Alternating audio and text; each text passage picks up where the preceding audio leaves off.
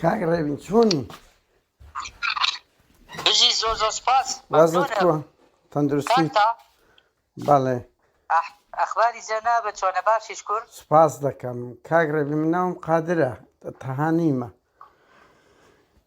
بەڵێ کا قادرگیان ئەمریکا کا قادر وەڵای کاتت هەیە پرسیارمان هەبوو لێ وەڵام من لە بەرنامەیەکی قادر بەڵێ ئەمریکا کا قادرگیان پرسیارێکم لەو ڕۆژانە ڤیددیۆیەکی توم دی تۆ بۆ ڕۆژنامە نووسانەی بادینانت گوت وتە تیرۆریستن کاری تیرۆریستیان کردیە لە یەکێک لە بەرنامەکان وتە دەوانە ئەو دەنگەت تەزیل دەکەم ها بۆ زانیاریت بەڕێزیت کا قادرگیان یعنی بۆ چی ئەزان چکم ڕۆژنامە نووسشم ئەخلاقیە ناتوانم ینی قەت ئەوە لە بدا دەمێ پێ بڵێم ینی من لە خۆم لە سوید دەژیم سپاس دەکەم حەزم کرد بزانم یعنی تێبگەم چکۆ من لە نزیکەوە لە ناو ئەو مامۆستایەکی زانکۆ چۆن دەکرێت بە کۆمەڵێک ڕۆژنامە نووس ئەو پەڕی تاپڕێکیان لێگیرایە پێیان دەگوترێت تیرۆریست هەموو نەزەماتی دنیا هەموو پەرلەمانی دنیا دیاکۆچی لێیان کرد مەسەلەن کەچی مامۆستایەکی زانکۆ پێیان دەڵێت تیرۆریست یعنی ئەوە لە چ سەرچاوەیەکە هەڵقوڵاوە مامۆستا قادر ئێمە ئەوە بەبێ سەرچاو ئەوە نییە یعنی جەناب تەزانی بەیانکرافی سەوتی خۆیانەکە هەمویان جۆرە هەمانگەی دیکان هەبووە بۆ تێبدانی ئەو بارودۆخەی کە هەیەەوە بەڕاستی من لە دوورەوە نە لە نزیکەوە کەسیشیان ناناسم یعنی من بەس ئەوەیە کە بە پێی زانیاریەکانی بڵاو کرایەوە لە دنیاە و لە کوردستانە کە خۆیان دانیان ناوە بەوەیە ڕۆژنامە نووس مەسەلەن بۆچی مراقەبەی هاتوچۆی جێشی پێشمەرگە بکات یان ئاسایش بۆ کوێ ڕا بۆ کوێ دێ بە شەوە ڕسمی شوێنی بیرەنەوتەکانیان گرتووە ئەمڕۆ ڕسمیان گرتووە بەیانی تەقێنراونەتەوە یعنی ئیشی ڕۆژنامەوان نییە ئەم شتانە زانیاریدان نییە خۆ زانیاریدان خۆی یەک تاوەموو بینە لە بینی جەناب تەزانی لە بینی پێدانی زانیاری بە شێوەیەکی دروست بە شێوەیەکی نادروست جەناب لە سوی دەژیت لە شوێنی وڵاتی سویدا باجێ زانیاری هەیە عەسکەری و ئاسایشی و ئەمنیە پێویست ناکات کە ڕۆژنامەوانانی سویدی بە ناوی ئازادی ڕۆژنامەوانیەوە بچن ئەو زانیاریانە تۆمات بکەن و پەخشیکەن مەسەلەکە ئالەویایە و پێشیان ئاگدار کراونەتەوە چەند جارێک و دوایەوە مەقاتعی ڤیدۆیی دەنگی ئەختلافی خۆیان هەیە کە دەڵێن ئێمە با دەست بخەینە ناو دەستێکەوە ئەو حاکمەی کە حکمی پێشووتری وەزبەکەی تریاوە زەڕبەی توای لێ بدەین ئەو مراقەبانی کە بۆ شوێن وڵاتانی تریان نردووە خۆیان دانیان پێ بداناوە ئیتر منیش وەکو هەر کەسێک بەبێ بەڵگە قسە ناکەین یعنی مەسەلەن من برای گچکەتم و ئەکید جەناب پیاوێکی کە ئەزمموی زیاترت هەیە لە ژیانە و ئێمەش ئەوەی کە لە ئێوەمانانەوە فێربووین لە خەڵکی گەورەتر لە خۆمانەوەیە کە پێویست ناکە شتێک بوو تێ بەبێ بەڵگە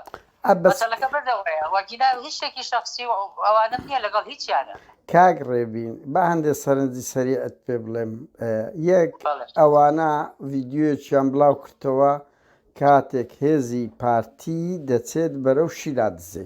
چکۆم بخۆم ئەوانە هاوڕێی ئێمن برادەرمانن لە نزیکەوە دەیان ناسین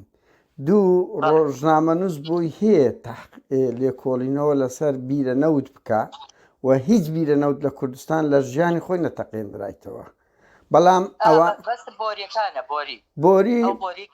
بۆریش نەتەقاوە ئەوە لە نزیک ئەینزالەیە ئەو بۆڕێ لە ژیانی نەتەقێنە ڕۆژنامە نووس وازانمت متەفقین لە بۆی هەیە بە دوچووم کە لە سەداهاتی نەوت ئەو بۆڕێ چۆن دەفرۆشێ بۆ خۆت ئەگەر ئەوەش نەدیتبی ئەفلام زۆر هەیە یعنی ڕۆژنامە نووس و کاری سیخوڕی زۆر جیاوازیەکی گەورەیان نییە ئەوانە بڵاویان کردەوە بەس یەک قەوس ئەوانە بڵاویان کردەوە بە قوربان ئەوانە هەموو شتەکانی خۆیان ئاسایش خۆ لە هیچ جێی دەرنەینایە لە پەیجە فەیسبووکەکانی خۆیان کە لە بوو هەموو خەڵک هەبووە ئەزانی کاگڕێبین خۆش نییە یەک مامۆستای زانکۆ بێ ئەوانە کۆمەڵێک گەنجن هەوڵیان دەدەن کوردستان جوان بێت ئەداهات شەفاف بێت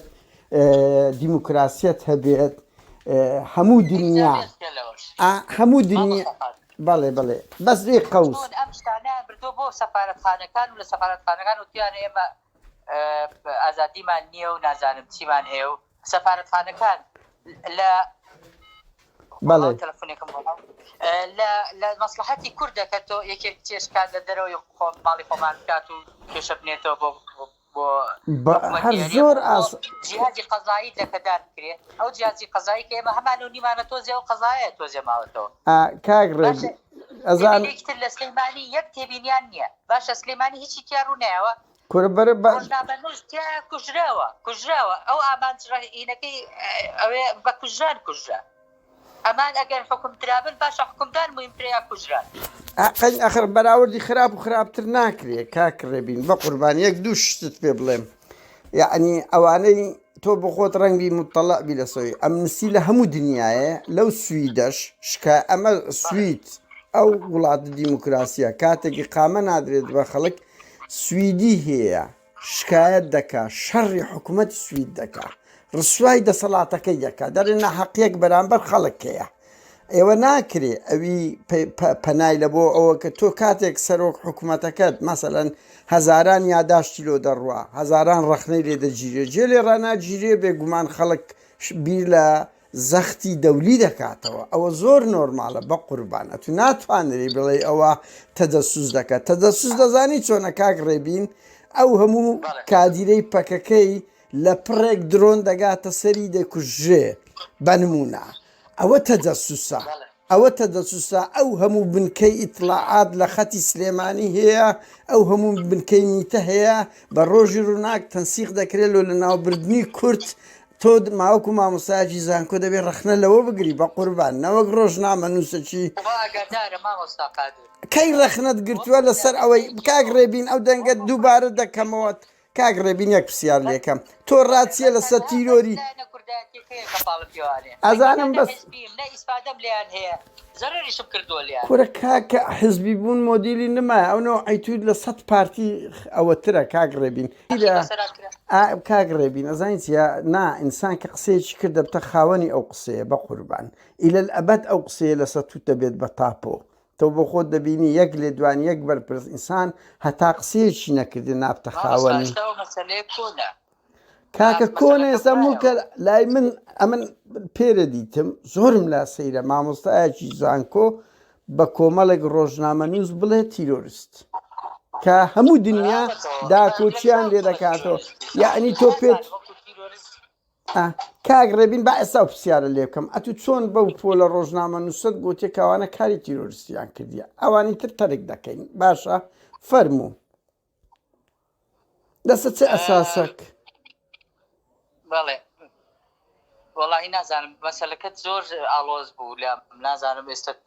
بۆچی ئەو شتە کۆنێ ئێستا دێنیتەوە مەدان من دەڵێم پێرە دیمە ئەو ڤیددیۆی توم دیوە پێرە ئەو ڤیددیۆم نانە ئەوە تکۆن نابێ ئەوە دۆسیەکە وەکو حەفتەی شوبات ئاخر ئستنە مامۆستایەکی زانکۆ کاک ڕێبین ئەتو دەزانی جێرمی کۆربین سەرۆکی هەموو پارتی کرێکارانی بەریتانیایە و ڕابەری هەموو چەپەکانی دنیاە تا لە ئێستاکە ئەنیۆکو گەورەتری منەزریانە داوا دەکە یەکسەر بەربدرێ پەرلەمانی بەریتانیا پەرلەمانی ئەلمانیا پەرلەمانی سوید دووجار وەزیری دەرەوەی سوید بانکرا ئەمە سێزار لەگەر دیستی عێراق دانیشتین هەمووی داوای ئازادی دەکە ئەمنستی ئەنتەرناسیۆنال هۆمە ڕایت وۆچ کۆنگریسی ئەمریکی وەزارەتی جێگری وەزیری دەرەوەی سوی ئەمریکا هات یعنی پێدوایە ئەوانە بتوانن داکۆشی لە کەسێک بکەن پێی بگوترێت تیرۆریست وە جەنابەت مامۆستایەکی زانکۆبی بە زمانی کوردی مامۆستای زانکۆ ئاخر دەبی لوتکەی ئەوەبی خەڵکی وشیار و تێگەیشتوو بە بەڵگە قسە بکە چۆن دەتوانرێ بەو پۆلە ڕۆژنامە نووسە بڵێ مامۆستا وەڵاهی من نازانم ئەو پۆلای کە تۆی لێیتەوە مۆزوعەکە کۆن بۆ براویشەتەوە نێو ڕێز و احترامیشێمە بۆ جەنابەت چونکە جەنابەت بە شەخسیەکەی دیارە حیوارەکان و چۆنە بێ مامۆستای وا بکە و چۆنە بێ مامۆستایوانەکە من نازانم جەنابەت کەیت و چی دەوێت چۆنە بێ بەو شێوەیە بڕیار بدەی بەسەر یعنی خەڵکی ترا و ئازادی خەڵک پاشێل بکەی بەونەوە هەر کەسێک و ئازادە مامۆستای زانکۆیە پارێزەرە بەقاڵە هەر کەسێکە ئازادی بەخۆت دەدەی بە خەڵکی تری نادەی یعنی بەڕاستی لەواتێ چۆن نەبێ مامۆستایەک وا بڵێ هەر کەسە و ئازادی خۆی نییە جەنابەت لە سویدی بە ئازادی خۆت قساکەی و تۆ جەنابەت ئازادی چۆن تحلیلیەکەی و بابەتەکەش کۆنە و بڕاوەتەوانێ یعنی ئەمن ئەزانم بەستخوا کاگڕێبین یەک پرسیار من کە دەڵێم مامۆستای زانکۆ جودایە لەگەر ئاسایشێکی جەلات جودایە لەگە کادیرێکی نەخوێندەوار تۆ متەڵەعی وەنیا چۆن دەکرێت مامۆستایەک لەو کەیسە گەورەیە بکەویتە سەنگەری پارتیەک کە دەبەخۆت دەزانیان یەکێتیەک چەندین کەسیان تیرۆر کردیە باشە ئێستا پێ دڵێم ڕێی چییە با بەواز بێنێ لەوەی ئەوە تو دەڵێ ئەی سەردەش عوسمان ئەی ویدات ئەی کاوەگەرمیانی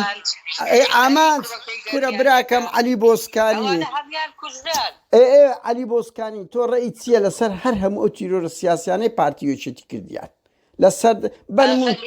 ئێمە بە بەراورد کردمان مامۆستا قادر ئێمە کە بە بەراورد ئەو زۆنەی ئەو بەر وایە لێ کردبوو بە زۆنی ئەم بەر بڵێن شتێکی گەورەیە و هەڵایەکی گەوریان نایەوە لە کاتێکە هاوپیشەکەی خۆیان دەکوژرێ باشە کوشتن گرنگترە یان هەردووچی خەتەرە غەڵەتە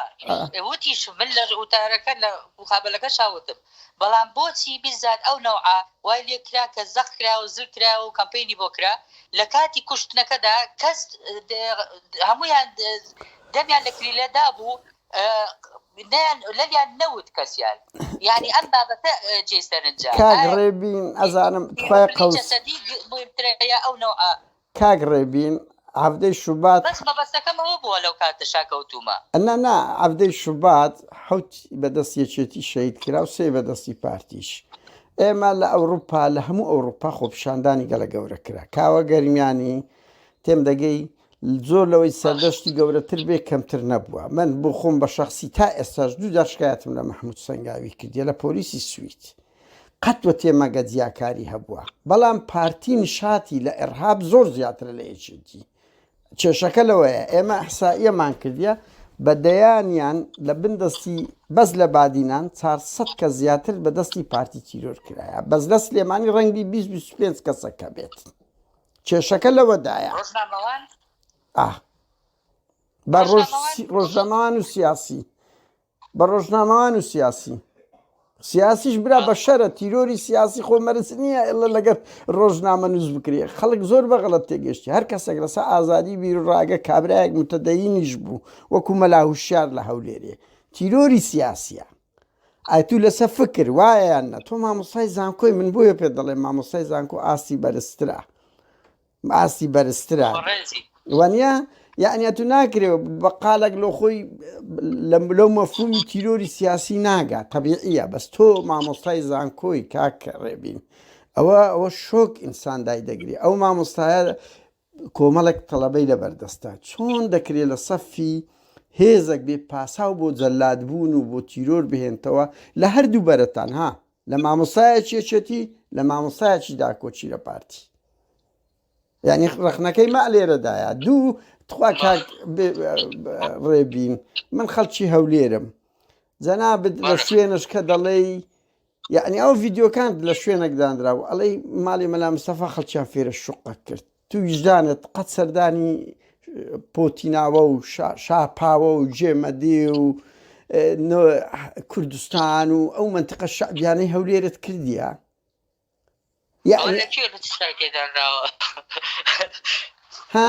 قەت دیتە ئەو شتانە لە هەولێر ینی هەولێر ئێستاکە هەولێری دەوڵەمەند و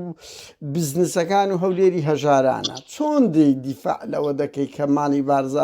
ماڵی بارزانی لە ئەو هەولێرە ئەسەریە هەولێر شوێنێکی گەشتیاریە کاک ڕێبێ من چیما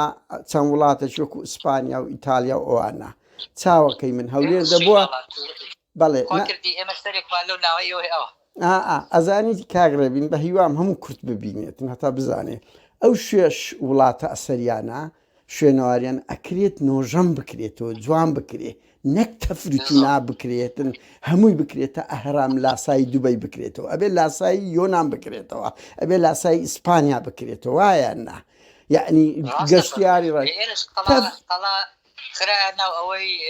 یونسکۆ و تعمیر کرایەوە کاک ڕێبین ئەوە ئەمە ئیشمان لێ کرد براکەم ئەو نەوزات هادیجێ لێە شکایەتمان لە یونسکۆ لێ کرد بە تەمابوو هەموو گەڕەکە شعبیەکە گەڕەکە 4-5 گەڕەکی کەلتوری تەخت بکا بیکاتە بستنس یونسکۆ ئینزاری دایە گوتی ئەوە مڵکی هەموو دنیاەیە ئەوەش چاکەی پارتی نییە بەڵام هەر چا دەوروبەری هەولێرێ پڕ لە ئەهرام کرایە کەی ئیحتیمان بە مەدەنیەتێک درایە تۆ دەڵێی پارتی خەڵکی فێرە شوقە کرد کاچی من خەڵک پێویستی بەوەیە هەولێر ئەسەریەکە حکوومەتی هەرێم چیەوە ئەمە با فێر لە خۆمان نەکەین ئەوە دەبینی لە سلێمانی پاڵی کاچی من شوقە ئاخر شوقەش کورە بە کاک ڕێبین من لە خانیەکەم لە بۆم نییە بە کەیف خۆم ڕنگ بکەم تێدەگەی خانی خۆمە دەبی حکوومەت بەلەدیەی ئەو شوێنە موافقەتم پێ بدە ئایا ڕەنگەکەی دەگونجێ یان نا ئەوانە چاوی من بڕۆ لە سلێمانی چەند گەڕەکی ئەسەری کەلتوری تەفروت و ناکرا چەند گەڕێک لە هەولێرە بڕۆ تەعزیر و خانەقا و ئەوانە خۆسفرکردنەوە نێبوونەوە وازانن نێبوونەوە بریتە لە خۆسفرکردنەوە نەنا من قەزم لە جەنابتە یعنی چۆن دەی ما کاک ڕێبین تۆ مامۆسای زانکۆی بە قوربان ئێوە دەبێ قدوە بن ئێوە دەبێت لە ڕەخنەگرتن لەو دەسەڵاتە قدوە بن نەوەک پاساوی بۆ بێنەوە وایە زۆرە بە پاساوێنەرەوەشیە خۆ هەر دنیا هەروە دابەش نەبووە بەسەر دووبەرەیە ئەقەی ناگەن زۆری هەیە با ڕەخنەگرەکان ڕەخنە بگرن بەڵام مشکلەکەوەیە چارەسەریان پێ نیە مامۆستا ئێستا من تا بەیانی ماڵی ئەگەر سووتێ بۆسم لە بەردەمیان بڵێمە ماڵە سووتە ئەو تەقاتی دووەمی گڕی تێبەر بوو پەردەکانی لێ بۆ دەرگاکەی سووتە هەر دانیشم ئەوە بکەم و جابێ ئەوم پێ نەبێ بیکەم بە ئاگرەکەی چۆن کاچی من هەزار چییە من دانیشمان ڕەخنە بگرم کاک ڕێبین ڕەخنە بە چارەسەرەوە باس کرێت کاچی ئەمە هەزار جار ئەڵێن بنمونە لە ئینتخابات با تەزویر نەکرێ با تیرۆر نەبێ با دیموکراسیەتە بێ با یاسا لە سەروی هەمووانەوە بێ بنمونە یعنی تخوا پێ دوایە 30 ساڵە گوشە و کەس نما لە ناو کورد پێشنیاز نەداتە ئەو دوو حزبەی ماڵی تاالبانی و بارزانی کەسێک نەبوو پرۆفیسۆرێک نەبوو کورە کاچی من سەدان کوردی خاوەن پرۆفشنال لە ئەوروپا و لە کوردستان پرۆژەی گەورەیانە سە کارەباداوە لەسە ئاوداوە بە قوربان کەس جیان لێ ڕناگیرێ کەس جێ لێ ڕناگیرێ تۆ پێ دوایە هەزاران یاداشت تەقدیم دەکرێت بەو دوو حزبە بەو دوو سەرۆکانە کەی ڕۆژێک لە ڕۆژان جیان لە ڕێی خەڵکێک بووە کەی گیان لێ بووە کەی جوابیان دایتەوە سیاسەتی ئابووری و دەرەکی و ناوەکی ئێستا بەسەر عێراق بەش بووین ئێمە ناتوانانی تۆ سیاسەتێکە بێت دژی عێراق بێ ئەوەی عێراقەکەش باشیلە لە 25/2007 ئیستیفتا کرام لەبەرەوەی ئێمە لە ڕازینین بەو پرۆژە و سیستەمەی کە لە عێراق بەڕێواتێ ناتوانانی تۆ حۆڕبی ئێمە هەموو شۆڕشەکانی دنیاڵێ ئازادی و دیموکراسی ئازادی و دیموکراسی بەدوای یەکاتێ نەک بە عکسەوە بێت یعنی ئازادیەکە ئەوە بوو کە ئێمە کاتی ئازاد بووینە چوارچێوەیەکی سنوورێکی دیاریکراومان هەبێ دوای ئەوە اینجا دەبێت دیموکراسی باس بکەین مشکلەکەی ئێمە و ئەم حیوانی جەناب لەسەر حەقی منیش لەسەر حەقم لەبەرەوەیە کە دیموکراسیت جەناب دەتەوێت پێشکەوێت لەگەڵ ئازادی ئێمەمانویست ئازادی هەبێ سنوورەکەت ئازاد ماڵی خۆت هەبێ دوای ئەوە ئازاد دیموکراسی پیادە بکە بەس دیموکراسی پیادە بکەی پێش ئازادی هەر وڵات و کیانێک بێت تەفرۆت و نابێ حتى ئێستا بعضی بەیاننامەی یەکێتی نیشتیمانی وافەنەوە لە سوێکیا باوتسیبیان بە ئەنقەز نووسیبیان دیموکراسی و ئازادی دیموکراسی کە پێش ئازادی هادی هانی ئەو کیانەت دروست نابێ داوت بن ئەڵێ ئەو ئیسرائیلی کە دامەزران پەلی چەپڕەوەکان و ڕاستڕەوەکانی هێناوی کەنیسەکە لەگەڵ حزبی عومال و چەپەکە شوێنی پێخواردنوتیان با هەتاوەکو ئەم کیانە دروست دەکەین یەکگرتوو بن دووبەرەکی دروست مەکەن دیموکراسیەت و ڕای جیاواز هەنێ خاوکەنەوە کاڵکەنەوە هەتاوەکو کیانەکە دروست دەکەین دوای ئەوە بۆ خۆتان بەر بنە یەکتریسیەکەن بیگەن دوای ئەوەی کە کیانەکە دامەزران دوای ئازادیەکە بەدەستهات کە ئازادی بەدەستهات دوای ئەو دیموکراسی ببی قەی ناکار خۆی گەورەش کاڵێ بسم الله الرحمن الرحیم ڕەحمانەکە کەیە کاتێک کە شتەکان دابینەکات بۆت ڕەحیمی ژەبێ کاتێکە غەڵەتی دیار مناڵە بچووکەکەی هەیە ئەبێ خۆ دەفتەر و قەڵەم و هاتوو چۆ نان و گیرفانەکەی بکات و بینێرە بۆ قوتابخانەکەی ئەوە یەکەم جار ڕەحیمە دوای ئەوە ڕەحمانیش ئەبێ ڕەحمان الرەحیم ئەبێ ڕەحیم ئەبێ دوای ئەگەر دەرنەچوو بنرمونيان ومهربان بي لقليا بس نابي بعكسه بأمل نابي مهربان يعني بسم الله الرحيم الرحمن نوت وما فلسفه جيان كردني شاجوركي کاک ڕێبین تخوا با زۆر نەچی ئەمە تەجروبەی هەموو دنیا هەیە لە هەموو دنیا ئێستاکە وایانە یعنی ئێستا لەو براکەم ئەو مۆدیلە نما ئەوە کۆن فێڵمان لە خەڵک دەکرد یەکەم جار ڕزگارکردنی نیشتیمان لە هەمووی گرنگترە بەس ئەگەر ڕزگارکردنی نیشتیمان ئەوە دەبینی خەڵک لە سەر جادە هەزار تفونەعلەت لەو دەسەڵاتە دەکا و تەمەنای گەڕانەوەی بەعز دەکا ئەوە بابە غەڵەتە خۆ لە بەلاژ نییە هەر ئەو ژنەی بە ساڵ لە ژوور بووە لە ژن ئەوەی لە ژن بووە دایک خوشی هەر هەمومان کەوتویتە زیندان برامان خزممان بەرگەی ئەو بەعسە درڕندەی گرت ئێستا دەڵێ خۆزیە بە بەعس خۆزیە بە سەدام لۆ ئەوە لە بەراش هەر نەقوڵایە بە قوربان ئەوە لەبەر ئەوەی دەبینی نائەدالەتەکە لە ئاسمانە چاوەکەی من ئەو مۆدیلە نما تۆ دەبینی دەیان دەوڵەت هەیە وەنیا خەڵک هەمووی هجووم دەکاتە ئێرە ئەوروپا هەژنۆ وڵاتە لۆ لە بەرەوەی دیموکراسەتی لێیە مەسەلە ئازادی نییە خۆ مەسەلەی دەوڵەت گرنگ نییە 180 وڵاتە نییە لۆ هەمووی دێتە 10 وڵاتە لە ئەوروپای غەربی دێتە ئەو ئەوروپای غەربی لۆ لە بەرەوەی لێرە دیموکراسەت و ئازادی مافی کاگە خۆ لێرەش خەڵک خەباتی کردیە کێشەی ئەوە نییە خۆ تو ناکرد دەوڵەتەکی دیکتاتۆری دروستکەی دوو بنە ماڵە حاکمی دەوڵەت بن خەڵک هەموو لە بندەستیان بچێ برێ کورد و کوردستان هەتا سەر چاوی من بە پەنای کو عەرەبەکان دەوڵەتیشیان هەیە بەس گەڵێکەی خۆیان دەچەوسێنەوە بە ناوی عروبەت و بە ناوی ترساندنی ئیسرائیل هەیە دەیان ساڵ خەڵچەند هەمان شت عەقڵی ماڵی بارزاری و تاڵەبانی ئەوە بۆ 31 ساڵ بە ئەو ترسەیە خەڵک دەترسێنن بە قوربان تۆ مامۆستای زانکۆی دەبی لە پێشەوەی ناڕەزایەتی بی نەک ئەوە لە تەلەڤیزیۆن بتبینین دیفاع لەو سیستەمە چەتە و تاڵانچیە بکەی یعنی ئەتوو لەکوێ بووە 8 ساڵە 7 ساڵە داهاتی ئەو وڵاتە کەس نازانێت چەندە و چۆنە ناستە پەرلەمان باشە داو پەرلەمانە لۆ چه هەیە کاکڕێبین بەهەرحاڵ کاکڕێبین من نامەوێت بەس بە هیوام جارشکەوە لە تەلەڤیزیۆنی بەو شێوە نەتبینینەوە یعنی بەڕاستی ناخۆشە مامۆسایەکی زانکۆ هەموو کەس ئازادە بەڵام تۆ کابرایەکی دنیا دەبینی ئێستا لە سەردەمی عەولەمەی بە مۆبایلەکەت و کۆمپیوتەرەکەت دەبینی پێشکەوتنی کۆمەلگا و ئەرچی توێژی وشیار لەکوێدایە ئێوە لە بڕی ئەوەی بی چۆن لە سەفی سیستەمەکی سەتە و بنەماڵەیی و نادیموکراتی نائازادی ئەو بن کاچی من ئەمە لەو ئەوروپای قسە دەکەین خەڵک ڕۆحی چووە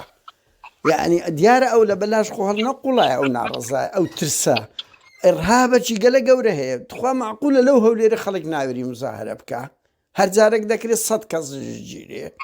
خۆ پۆتین حکوم ناکە بە قوربان خواردۆغان حکوم نابی بکە خەڵک خەباتی کرد لەبەر ئەوەی